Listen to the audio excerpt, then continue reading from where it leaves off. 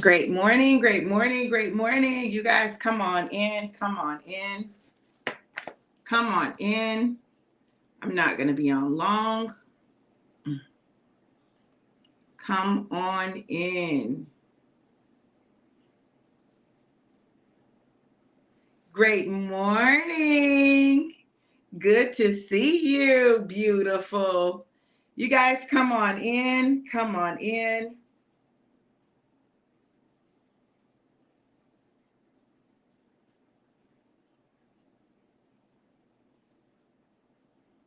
Come on in. While you guys are coming in, I'm going to go ahead and share. I'm going to go ahead and share. Hey, Terrence. Good to see you, nephew. I'm glad to hear that. Siri trying to talk to me. I'm not sure I understand.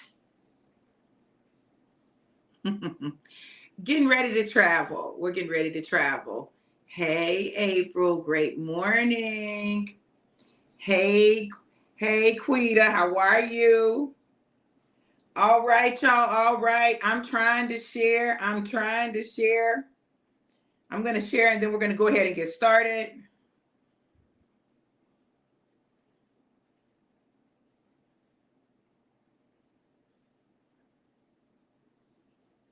If you know someone who needs a word from God today, make sure you send it out. Send it out. I have shared. It is official. I've shared. All right, y'all. Listen, let's go ahead and get started. It's convention week. Listen, this weekend I'm going to be in Atlanta, Georgia at the Alive Convention. I am so excited about this convention. If you guys are going to be in the Atlanta area or you're interested in coming to Atlanta to hear John Maxwell speak, Daniel G speak, of course, our amazing and incredible CVO, none other than Dr. David Emaniti A, along with a host of other incredible and amazing leaders. Come hang out with us for the weekend. I got some tickets, you guys. So I want you to know that you can take advantage of that. Listen, we're going to get alive. Y'all ready? All right. Shot, shot, shot, shot, shot, shot, shot, shot, shot, shot, shot, shot, shot, shot, shot, shot. Everybody shake, shake, shake. Shake the devil off. Brrr. ABC. It's easy as 1, 2, 3. I'm telling you, do, re, mi, ABC. 1, 2, 3, alive. It's you and me. Mwah. Y'all know what we do. We shake it up, pour it up, and drink it up. Great morning, Amanda. How are you, beautiful? So we're going to go on, take our shot, and we're going to get into this word. Here's to living a life worth living.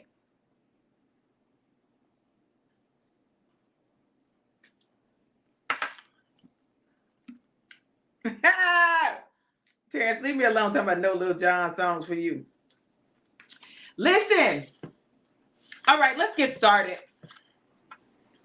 Here you go, babe. So we are preparing to go to Kentucky. Let me make sure it's clear because I don't want people getting it wrong, right?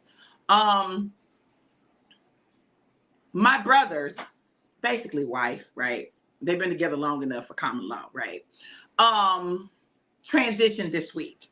And well, over the weekend, she transitioned. Saturday morning, as a matter of fact. And so we're headed home. My nieces have asked me to eulogize her. She was a member of my church when I pastored in Kentucky. When I started my ministry in Kentucky, she was there. She was active, she was engaged, and she would talk sometimes about how she missed the church and the church being there. So I have an somewhat daunting task ahead of me on Thursday. But we're going home and we're preparing to pack up, load up, and hit the road. And God began to deal with me about life. Good morning, Summerlin. How are you, beautiful? Hey, Ernisa. Let me say it again, Amanda, so I can spotlight you. Hey, Amanda. God began to deal with me about life, right? And the life that we live. And we have lots of experiences in our lives that can lead to us experiencing trauma and wanting to draw back and shrink back.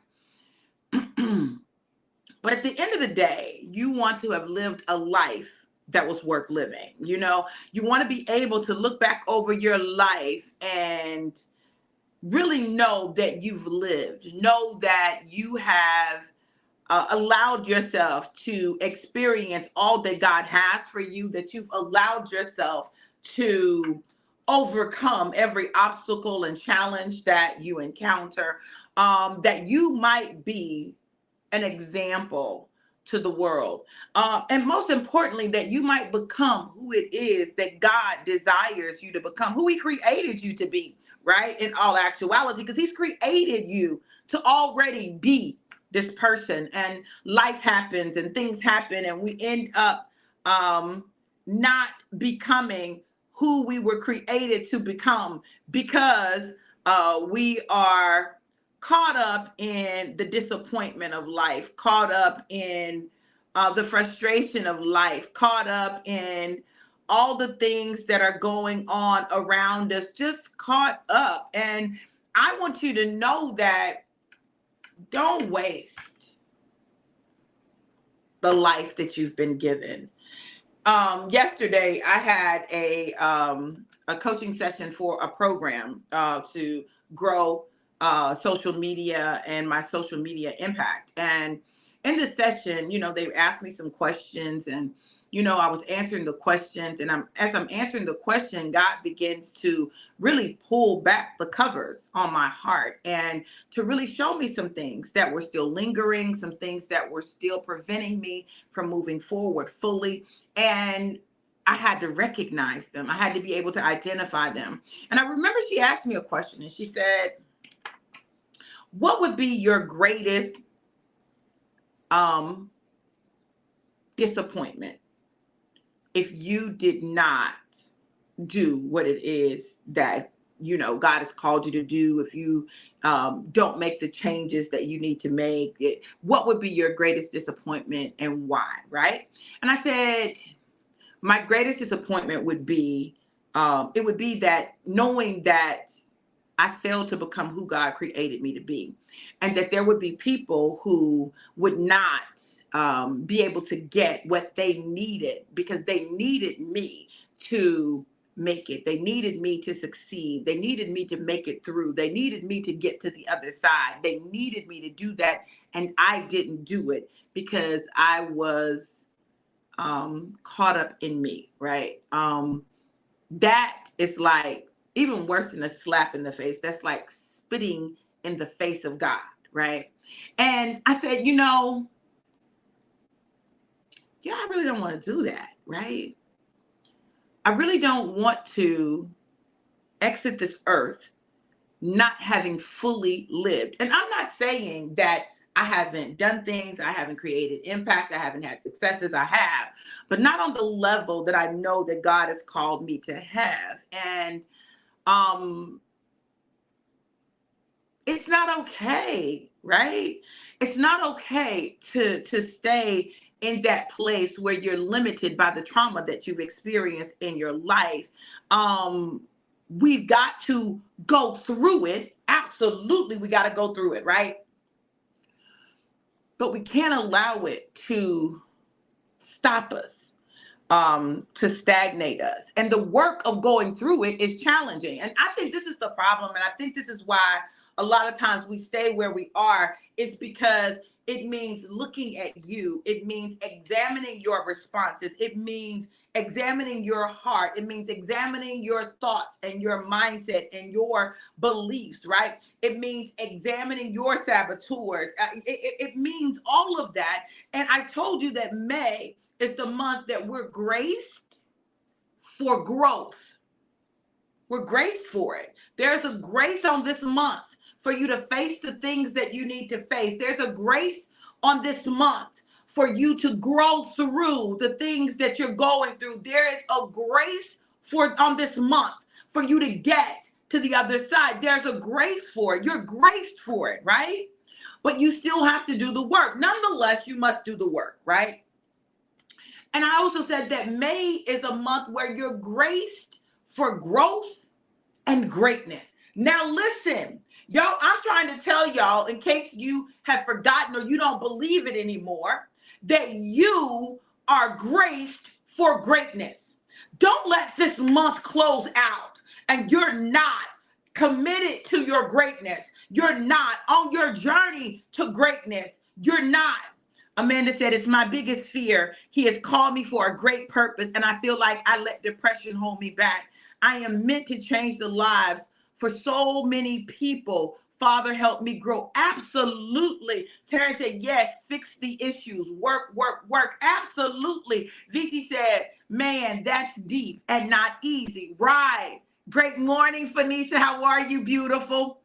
Absolutely. It's work, like it's challenging, but y'all, we're graced for it. And while we have this supernatural grace to go through, this supernatural grace to process through. Hey, Ernisa, how are you, beautiful? Good to see you, beautiful. This is the time to do it. And as you grow, you're going to discover that your greatness begins to expand. It begins to show up in greater power, in greater might, in greater authority. But it requires you to grow. And many people will not look at self. I was having a conversation with one of my friends, Roz, and she said, I was talking about what God had been showing me about pride and my pride and how it shows up, and that when you get offended, that's pride. And you should just show me. I was just telling her all the things that God was showing me about me. And she said, Dr. V, that's one thing about you. You're always going to go back to introspection. You're going to self-reflect and you take it back to what God is showing you about you. And I don't do it for show. It's so funny because we were having the conversation and we went on and we were talking and we ended right back at that place towards the end of the conversation. And it's not, it's real for me. Like I really, I can't afford not to change. Anybody else in that place where it's just going to be too expensive for you not to change? And if that's you, put I have to change. Put I have to change. Listen, it's too expensive. It's going to cost me too much. And it's going to cost me more than I'm willing to sacrifice, more than I'm willing to give up. I have to change. I have to change. I have to change for me. I have to change for my marriage. I have to change for the legacy that I desire to leave. My children and my children's children and my children's children's children. I'll never get there if I don't change. I'm not talking about changes that my husband needs to make. I'm not talking about changes that my team needs to make. I'm not talking about changes that anybody needs to make other than me. I'm talking about I must change. I have to change. I have to examine me. If nobody else examines themselves, it's irrelevant. It has nothing to do with me. I have to change. I have to. I have to move beyond what I've already done. I shared a prophetic word that a woman of God released out of Australia, Lana Wasser, something like that. And it was talking about the shift, and it was talking about how we're in a season where the pain of what we're going through is so great, like childbirth. And she said, I kept hearing God say, birth, birth, birth, birth. We're giving birth to something. But in giving birth, right, there are the pains of labor. So many of us are enduring the pains of labor. And we are in that third phase of labor. You know, we're in the third phase where the pains come hard and fast. Hard and fast, and it feels like you can barely catch your breath. The pains are coming so quickly. The pain is so great. It feels insurmountable, like you can't overcome it. But God said that in this season, as He's shifting us, the shift has occurred and we're still lagging. The shift has occurred and we're lagging. We're lagging behind angel number 144. We're lagging behind the shift that is taking place. And because we're lagging, there's a delay.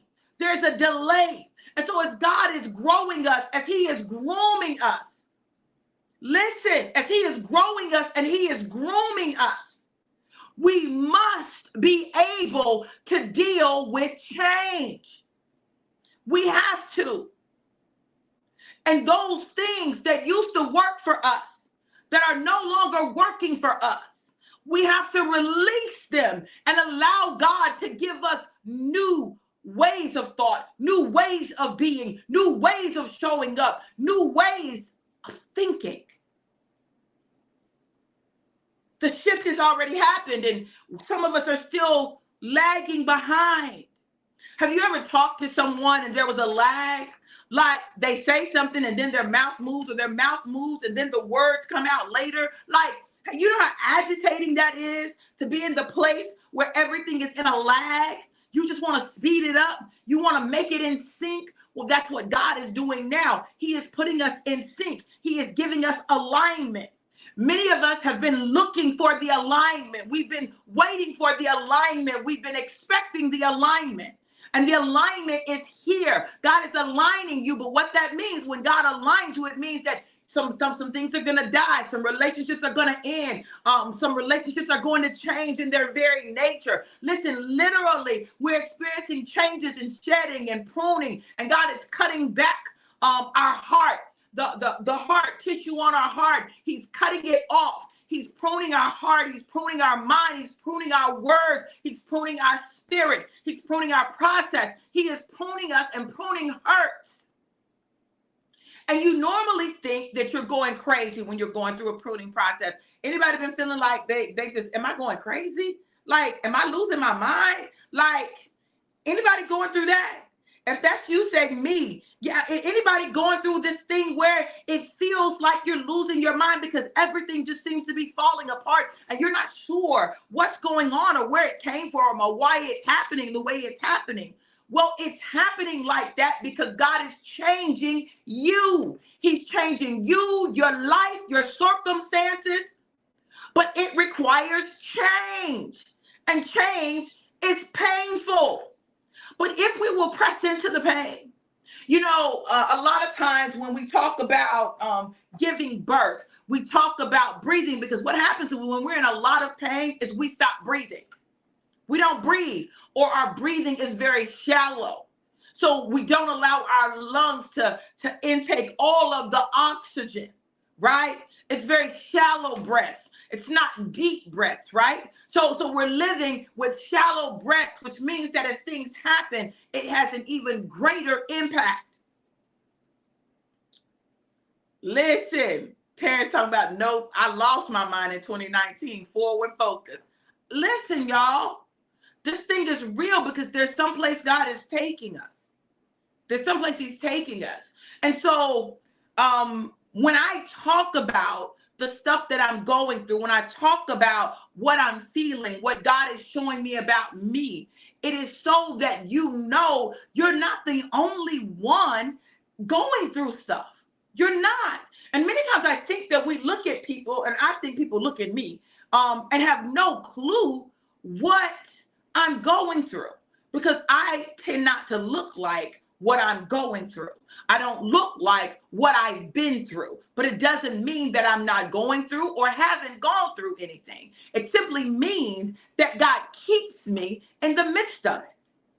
So as we're going through and we're experiencing these shifts, some of which are devastating, I'm talking about they're devastating shifts. We must remember this, and we must keep this at the forefront of our mind.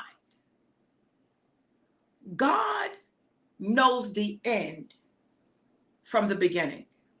And if God knows the end from the beginning, every single thing that we're going through right now, he already knew.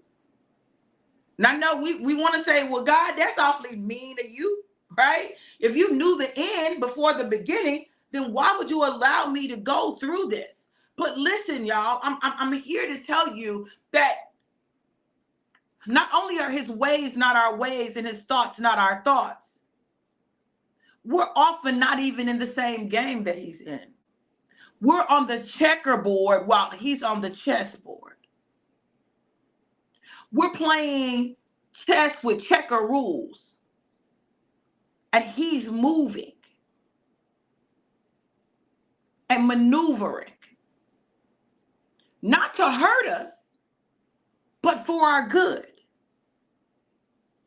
Even when it doesn't feel like it doesn't seem like it. I have to talk to my family about the loss of a truly good person. Like Tiffany was a good person. I'm talking about she loved everybody. Listen, she had some incredible love. She had some incredible love. She cared for and loved all of my brother's children. All of them. And cared for and loved all of the baby mamas. She just was an absolutely amazing and good person. She was not mean, nasty, backbiting. She was not those things. She was a good person. Gone at 53. She just celebrated her birthday. Like 2 days. 2-3 days before she died. She had just stepped into year 53 of her life. But God knows what he's doing. She was in a lot of pain that she didn't even really talk about. She had been battling with cancer for years and different ailments and illnesses. She'd been going through it a long time. And I remember after one of her bouts in the hospital, she said, "Ron, I'm not ready to die." And I said, I understand. But somewhere along the line, she got ready.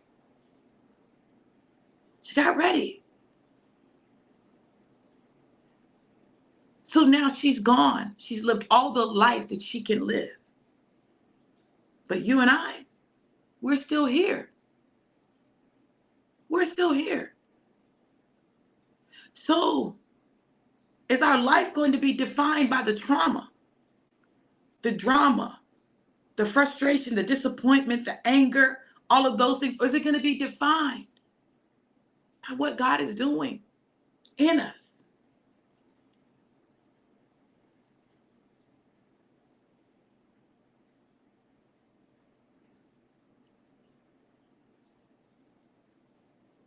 Yesterday, I realized something.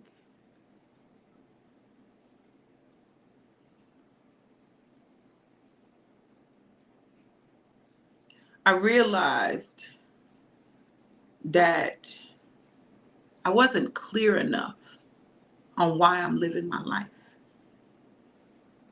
Like it wasn't big enough.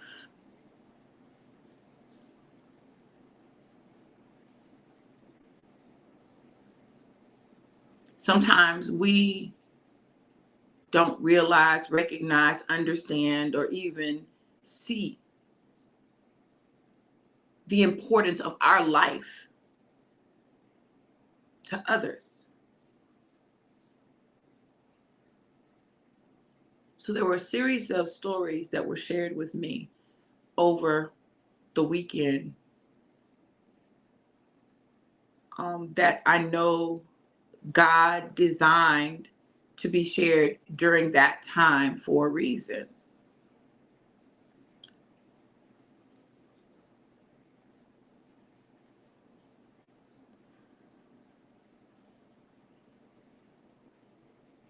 I pour into a lot of people, and sometimes I don't even remember.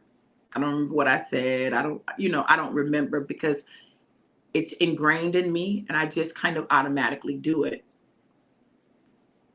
And there are phases and parts of my life where I literally like blocked stuff out, So not only don't I remember the bad stuff, a lot of the bad stuff, I don't remember a lot of the good stuff too.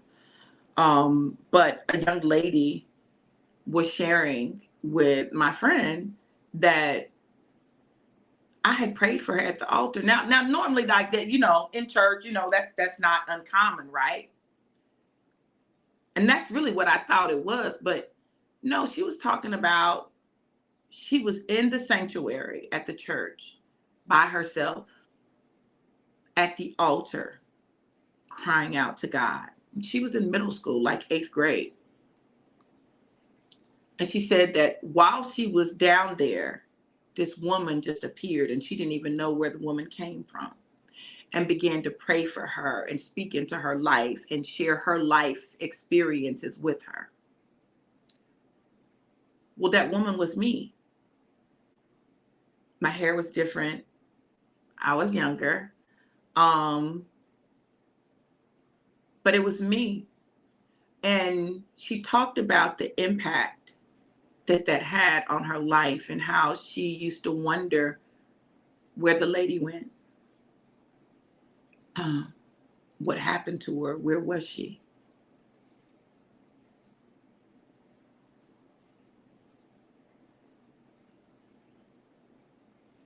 And so my friend was saying, I feel like um, God is saying that there are a lot of people wondering where you went, wondering what happened to you, that are going to start finding you again.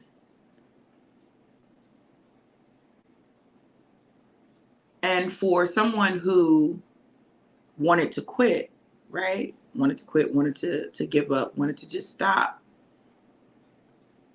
It was a reminder that these seeds that we sow in the lives of people, we never know.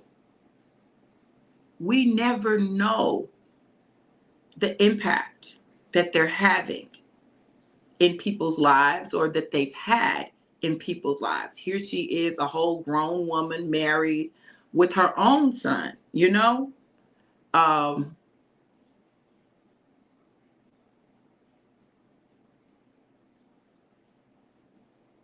so I want to encourage you. I want to encourage you to live a life that's worth living, right? Don't just exist. Live a life that's worth living and navigate the waters of your life. Be real with yourself, be honest with yourself, experience your emotions, allow yourself to grieve when you need to grieve. Do all of that. And move forward.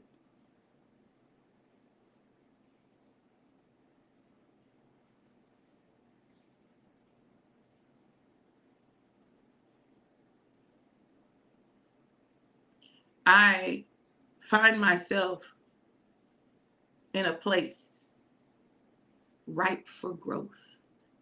And if you're ripe for growth, you're also ripe for greatness. And if you're ripe for growth and greatness, you're also ripe for green. We never do what we do for the money, but the money is a natural outward expression of what we are doing. It will come to you because of the lives that you're impacting, because of the work that you're doing. Doors will open, opportunities will come. God will give you witty ideas and inventions, and suddenly something will happen that will transform your life and change it forever, and there will be no looking back. But God says in this is a season where we must grow so that what we build for that greatness is built on a solid, firm foundation. And that solid, firm foundation is Him. Let's live a life that's worth living. Let's do what God is calling us to do. And let's experience all that God is calling us to experience.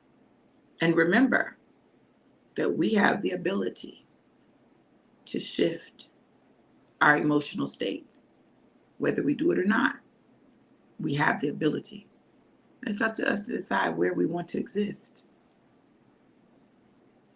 We have choices. All right, y'all. Listen, I love you guys so much. I love you to life. and life more abundant. Have an amazing, incredible, and epic day. Be blessed. Mwah.